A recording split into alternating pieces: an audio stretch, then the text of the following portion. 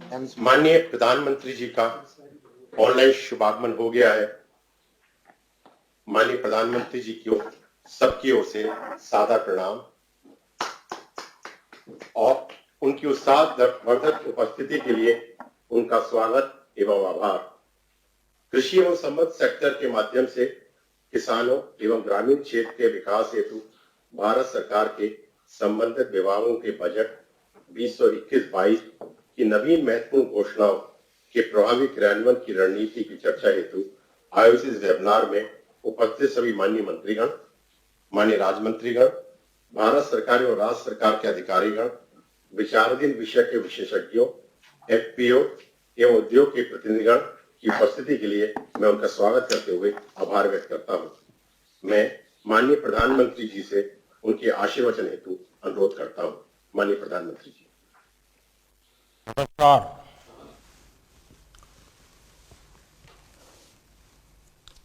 आपके सुझावों की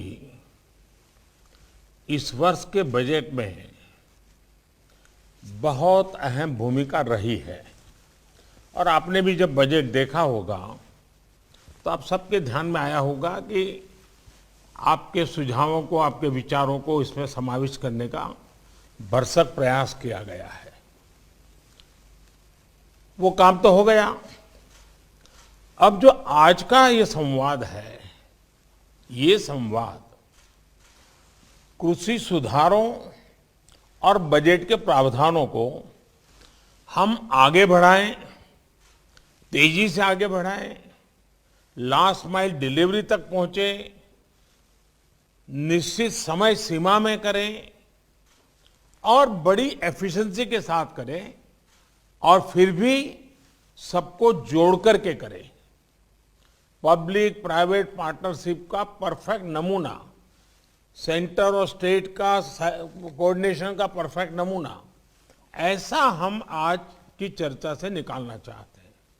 इस वेबिनार में एग्रीकल्चर, डेयरी, फिशरीज जैसे भांति भांति के सेक्टर्स के एक्सपर्ट भी हैं।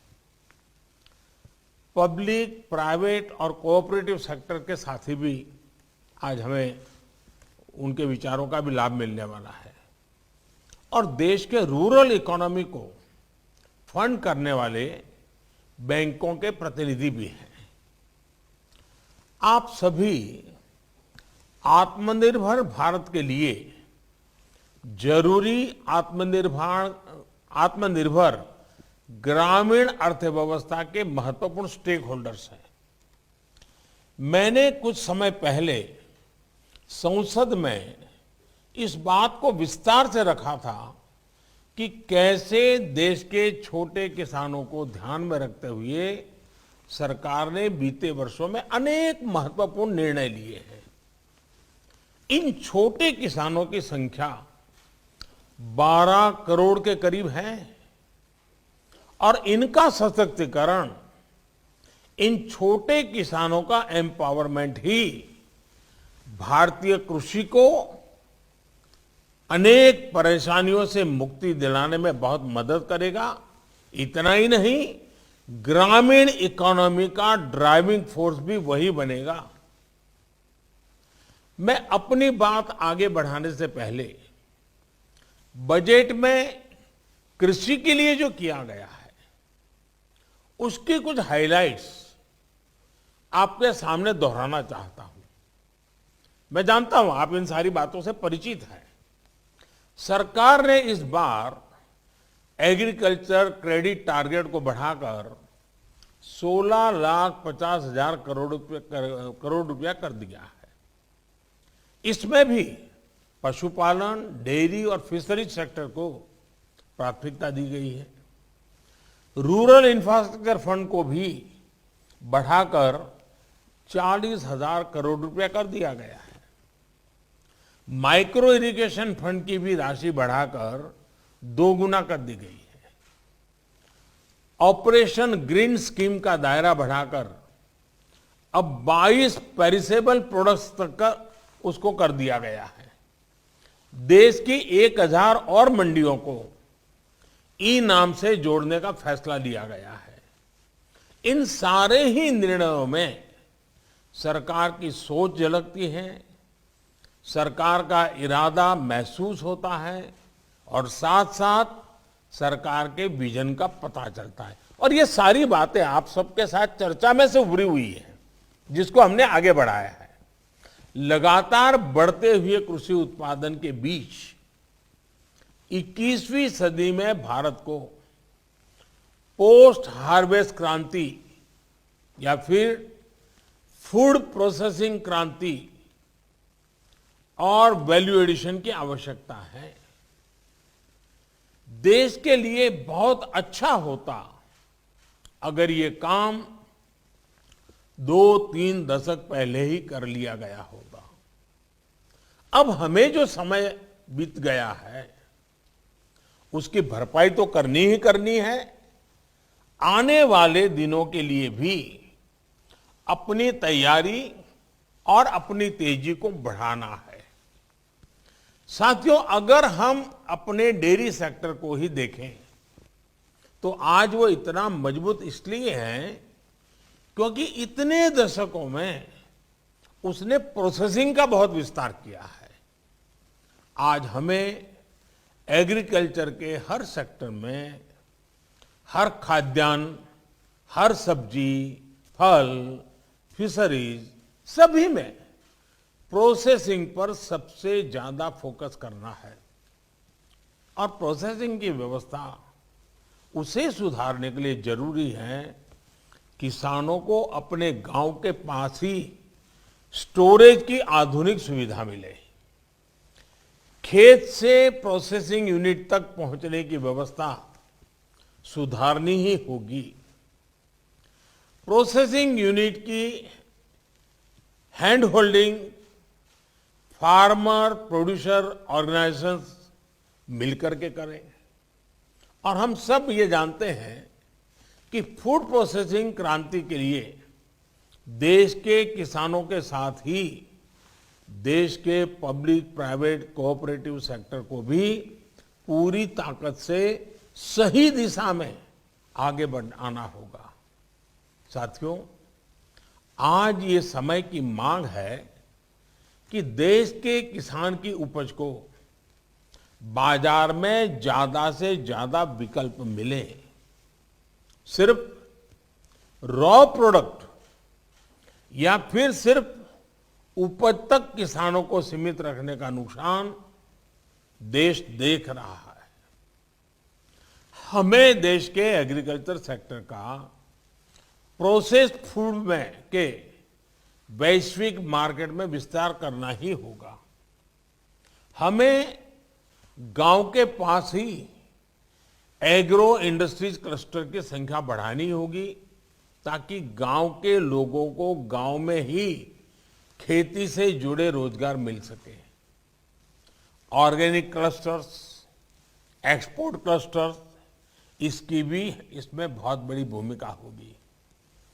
गांव से एग्रो बेस्ड प्रोडक्ट शहरों की तरफ जाएं और शहरों से दूसरे इंडस्ट्रियल प्रोडक्ट गांव पहुंचे, ऐसी स्थिति की तरफ हमें बढ़ना होगा। अभी भी लाखों माइक्रो फूड प्रोसेसिंग यूनिट्स देश में चल रही है, लेकिन उनका विस्तार करना, उनके सामर्थ्य को बढ़ाना, ये आज समय की मांग है, बहुत जरूरी है। वन डिस्ट्रिक्ट वन प्रोडक्ट, इस योजना कैसे हमारे उत्पादों को विश्व बाजार तक लेकर जाएं, इसके लिए हमें पूरी ताकत से जुटना होगा। साथियों, सिर्फ खेती ही नहीं, यहां तक कि फिशरीज सेक्टर में प्रोसेसिंग का भी एक बहुत बड़ा स्कोप हमारे यहां है। भले ही हम दुनिया के बड़े फिश प्रोड्यूसर हैं, एक्सपोर्टर में से एक है, लेकिन प्रोसेस्ड फूड के इंटरनेशनल मार्केट में हमारी उपस्थिति बहुत सीमित है। भारत की फिश ईस्ट एशिया से होते हुए प्रोसेस्ड फॉर्म में विदेशी मार्केट तक पहुंची है। ये स्थिति हमें बदलनी होगी। साथियों, इसके लिए जरूरी रिफॉर्म्स के अलावा करीब 11,000 करोड़ रुपए की प्रोडक्शन लिंक इंसेंटिव्स की योजना भी सरकार ने बनाई है, जिसका लाभ इंडस्ट्री उठा सकती है। Ready to eat, ready to cook, फल सब्जियां हो, सी फूड हो, मोजारेला चीज हो, ऐसे अनेक उत्पादों को प्रोत्साहित किया जा रहा है। कोविड के बाद देश और विदेश में ऐसे बेहतरीन प्रोडक्ट्स की डिमांड कितनी बढ़ गई है, ये आप मुझसे बेहतर जानते हैं। साथियों, ऑपरेशन ग्रीन्स योजना के तहत किसान रेल के लिए सभी फलों और सब्जियों के परिवहन पर 50% सब्सिडी दी जा रही है। किसान रेल भी आज देश के कोल्ड स्टोरेज नेटवर्क का सशक्त माध्यम बनी है। ये किसान रेल छोटे किसानों, मछुआरों को बड़े बाजार और ज्यादा डिमांड वाले बाजार से जोड़ने में सफल हो रही है। बीते 6 महीने में ही करीब 350 किसान रेल चलाई जा चुकी हैं और इनके जरिए करीब करीब 1 लाख मैट्रिक टन फल और सब्जियां ट्रांसपोर्ट की जा चुकी है। ये छोटे किसानों के लिए बहुत बड़ा माध्यम तो है ही, कंज्यूमर और इंडस्ट्री को भी इसका लाभ हो रहा है। साथियों, देश भर के जिलों के बीच में वहां पैदा होने वाले फल सब्जियों की प्रोसेसिंग के लिए क्लस्टर्स बनाने पर बल दिया जा रहा है। इसी तरह आत्मनिर्भर अभियान के तहत प्रधानमंत्री सूक्ष्म खाद्य प्रसंस्करण उद्यम उन्नयन स्कीम के तहत लाखों छोटी फूड एंड प्रोसेसिंग यूनिट्स को मदद की जा रही है। इसके लिए जरूरी इंफ्रास्ट्रक्चर से लेकर यूनिट्स लगाने तक आपकी भागीदारी बहुत महत्वपूर्ण है।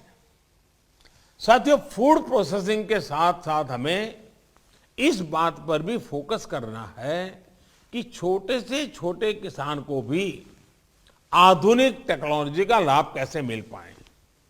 देश के छोटे किसान ट्रैक्टर, पराली वाली मशीनें या फिर दूसरी मशीनें अफोर्ड नहीं कर सकते। क्या ट्रैक्टर और दूसरी मशीनों को शेयर करने का एक संस्थागत सस्ता और प्रभावी विकल्प किसानों को दिया जा सकता है? आज जब हवाई जहाज तक एयरलाइंस को घंटों के आधार पर किराए पर मिल जाते हैं, तो किसानों के लिए भी ऐसी व्यवस्थाओं का विस्तार देश में किया जा सकता है। किसान की उपज मंडी तक पहुंचने के लिए ट्रक एग्रीगेटर्स का प्रयोग तो इस कोरोना काल में कुछ हद तक किया भी गया था और लोगों को अच्छा लगा था।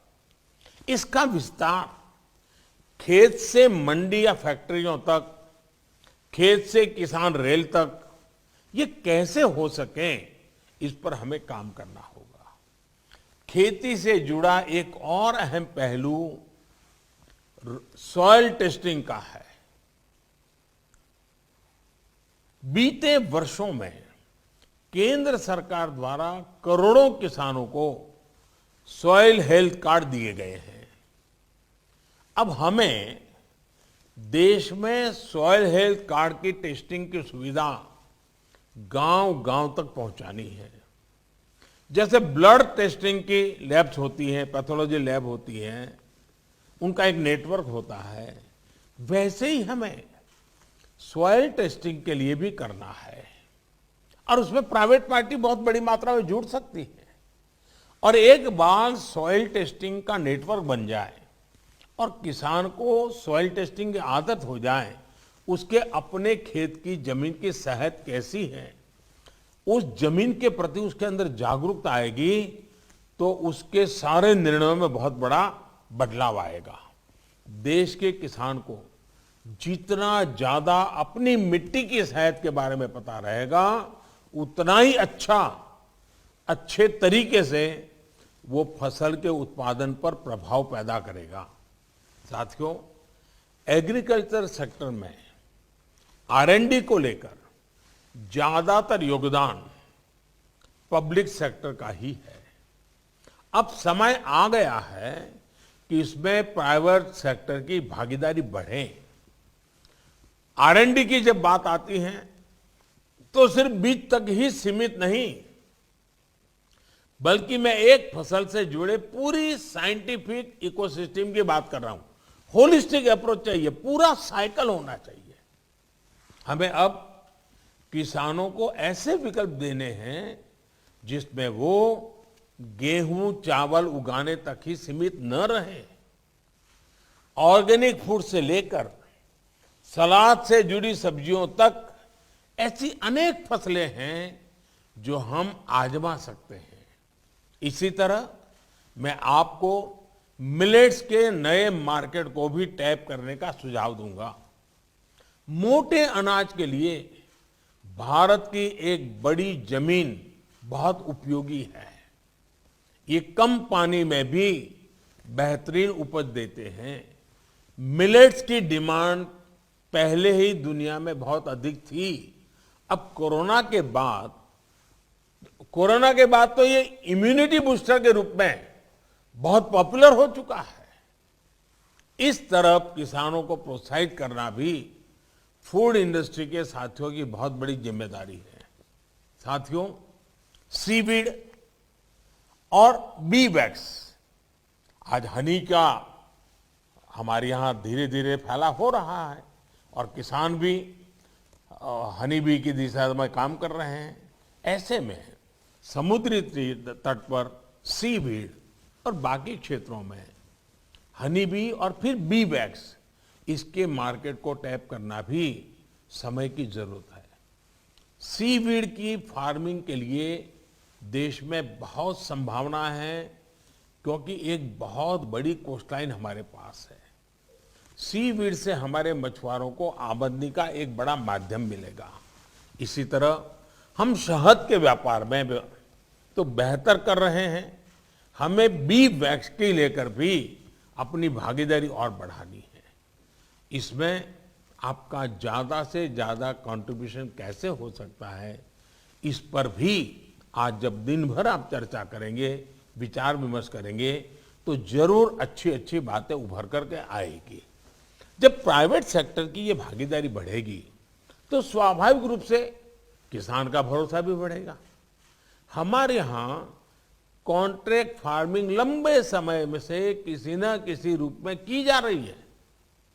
हमारी कोशिश ये होनी चाहिए कि कॉन्ट्रैक्ट फार्मिंग सिर्फ एक व्यापार बनकर ना रहे, बल्कि उस जमीन के प्रति हमारी जिम्मेदारी को भी हम निभाएं। हमें किसानों को ऐसी टेक्नोलॉजी, ऐसे बीज उपलब्ध कराने हैं जो जमीन के लिए भी हेल्दी हो और न्यूट्रिशन की मात्रा भी उनमें अधिक हो। साथियों, देश की खेती में सिंचाई से लेकर बुआई, कटाई और कमाई तक टेक्नोलॉजी का एक संपूर्ण समाधान मिले, इसके लिए हम सबको मिलकर के एकजुट प्रयास कर रहे हैं। हमें एग्रीकल्चर सेक्टर से जुड़े स्टार्टअप्स को बढ़ावा देना होगा, युवाओं को जोड़ना होगा। कोरोना के समय में हमने देखा है कि कैसे अनेकों स्टार्टअप्स ने फलों और सब्जियों को लोगों के घर तक पहुंचाया है। और ये खुशी की बात है कि ज्यादातर स्टार्टअप्स देश के नौजवानों द्वारा ही शुरू किए गए हैं। हमें इन्हें लगातार प्रोत्साहित करते होगा। ये आप सभी साथियों की सक्रिय भागीदारी के बिना संभव नहीं है। किसानों को ऋण, बीज, खाद और बाजार, ये किसान की प्राथमिक जरूरत तो है ही, जो उसे समय पर चाहिए। बीते वर्षों में किसान क्रेडिट कार्ड का दायरा हमने छोटे से छोटे किसानों तक, पशुपालक और मछुआरों तक उसको बढ़ाया है, उसका विस्तार किया है। हमने अभियान चलाकर पिछले 1 साल में 1,80,00,000 से ज्यादा किसानों को किसान क्रेडिट कार्ड दिए हैं। क्रेडिट का प्रावधान भी 6-7 साल पहले की तुलना में 2 गुने से ज्यादा किया गया है। ये क्रेडिट किसानों तक समय पर पहुंचे, ये बहुत जरूरी है। इसी तरह ग्रामीण इंफ्रास्ट्रक्चर की फंडिंग में भी आपकी भूमिका अहम है। 1 लाख करोड़ रुपए के इंफ्रा फंड का इम्प्लीमेंटेशन भी उत्साहवर्धक है। इस कदम से खरीद से लेकर स्टोरेज तक की पूरी चेन के आधुनिकीकरण को प्रोत्साहन मिलेगा। इस बजट में तो देश भर के एपीएमसीज को भी इस फंड का लाभ देने का फैसला किया गया है। देश में जो 10,000 एफपीओज बनाने जा रहे हैं, इससे एक बहुत ही सशक्त कोऑपरेटिव की व्यवस्था बन रही है। साथियों, इन संगठित प्रयासों को हम आगे कैसे बढ़ा सकते हैं, इससे जुड़े आपके सुझाव बहुत अहम है। इस क्षेत्र में आपका एक अनुभव है, आपका एक विजन है। सरकार की सोच, सरकार का विजन, सरकार की व्यवस्था, आपकी शक्ति, ये हमें मिला करके देश के कृषि क्षेत्र में बदलाव लाना है।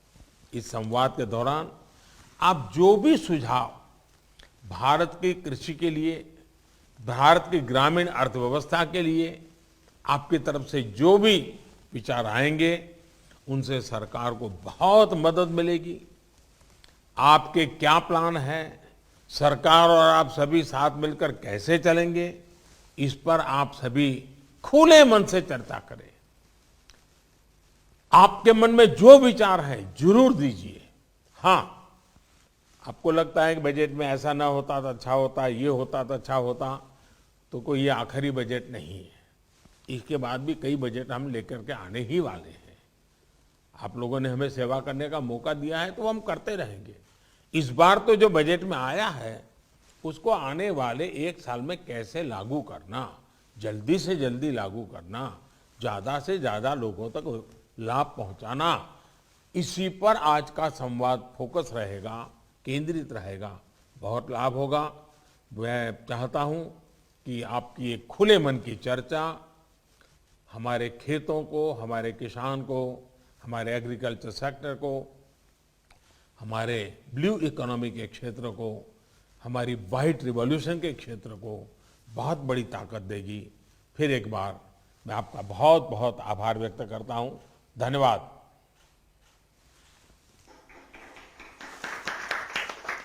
माननीय प्रधानमंत्री जी को उनके प्रभावी मार्गदर्शन, दिशा निर्देश के लिए आभार। मैं सबकी ओर से विश्वास दिलाना चाहता हूं कि बजट 21-22 के प्रावधानों और नवीन घोषणाओं के बारे में विस्तृत चर्चा करके प्रभावी अनुसरण की रणनीति विशेषज्ञों की मदद तैयार की जाएगी और यह अभिनव प्रयोग बहुत सार्थक होगा। माननीय प्रधानमंत्री जी का बहुत बहुत धन्यवाद। सादर प्रणाम। नमस्कार, मैं हूं मानक गुप्ता। अगर आपको हमारा ये वीडियो पसंद आया हो तो इसे लाइक और शेयर जरूर करें, और हाँ, हमें सब्सक्राइब और फॉलो करना ना भूलें, ताकि आप देश और दुनिया की कोई खबर मिस ना करें। तो जुड़े रहिए हमारे साथ और देखते रहिए न्यूज़ 24।